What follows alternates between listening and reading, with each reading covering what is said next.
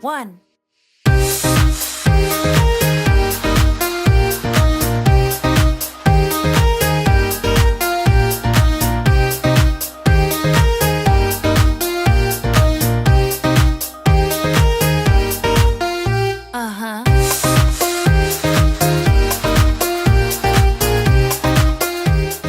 Hey guys, Chris here from Kite Republic, here today to talk to you about the all-new Duotone Downwinder Slim range.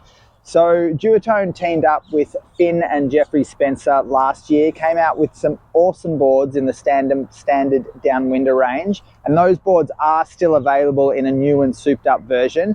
However, they've also introduced the Downwinder Slim. So as the name implies, obviously narrower boards and longer boards. So on all the marketing, it's going to say, yep, this is to get into a faster wave. This is to, to make it race worthy, to make it super quick. And they are all of those things.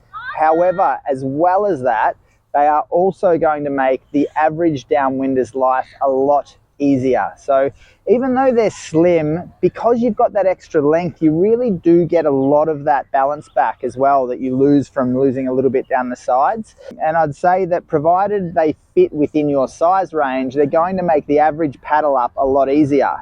They may not be the perfect board for that person who wants their downwinder board to also be their sup wave board, to also be their wing board, and to use it across multiple areas. Then I'd say the standard downwinder range is definitely where you should be going.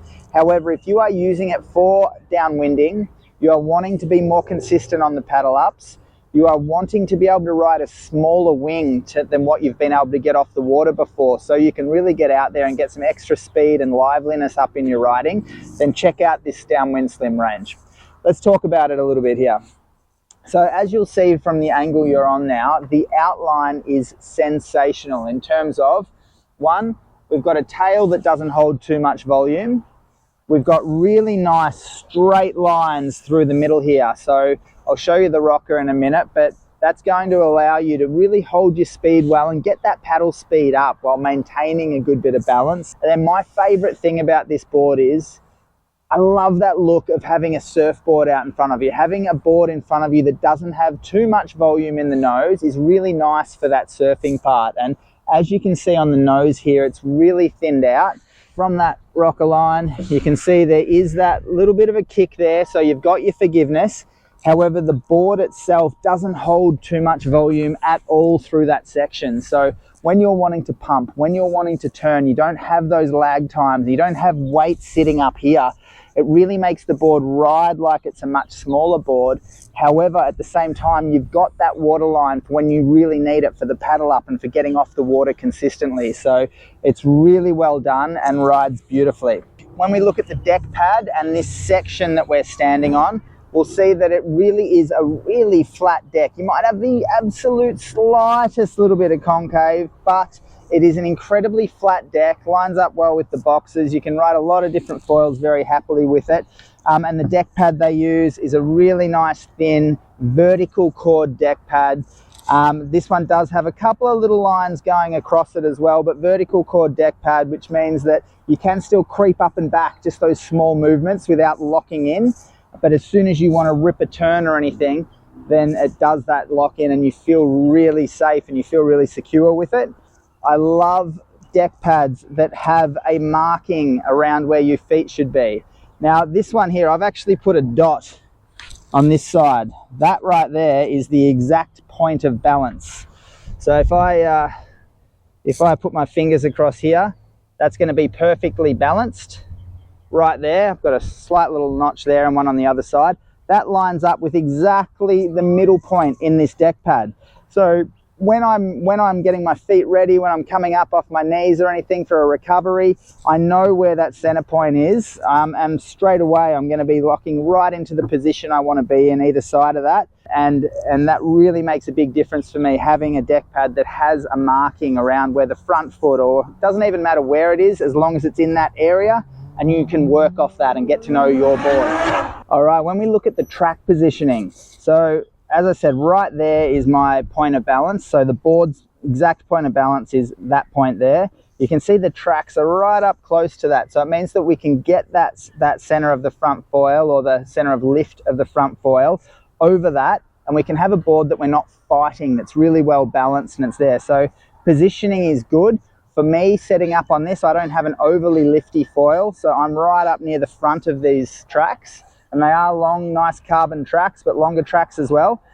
For someone that has a really lifty foil, then you'll find that you'll be able to come back towards the center, and some of the really lifty foils might even come back further than that, but I'd say they've positioned that really well. And the fact that once we are up, again, with that really fine nose, it is just super fun and super nice and light to ride, so it feels really good.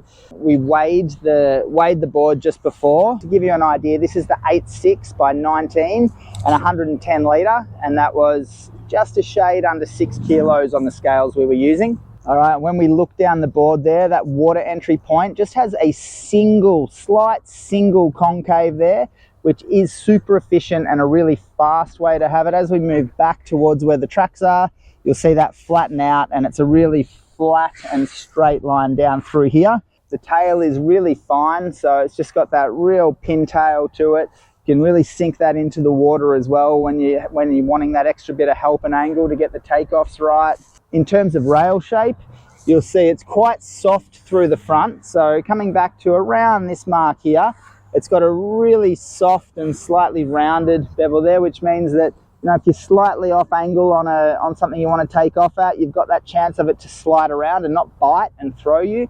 So a little bit forgiving towards the front, and then as we get from that midsection back, we've got quite a pronounced bevel there, quite a hard beveled edge through there. So that is going to track towards the back, and it's going to allow you to maintain that speed. So the front's going to allow you to slide a bit, the back's going to really lock, and when you're paddling, you're not going to be slipping around too much. You're going to get that really efficient and fast takeoff. As far as sizes go, the Duotone Downwinder Slim range are going to come in a 7.6 at 90 litres, an 8.0 at 100 litres, and this one here is the 8.6 by 110 litres.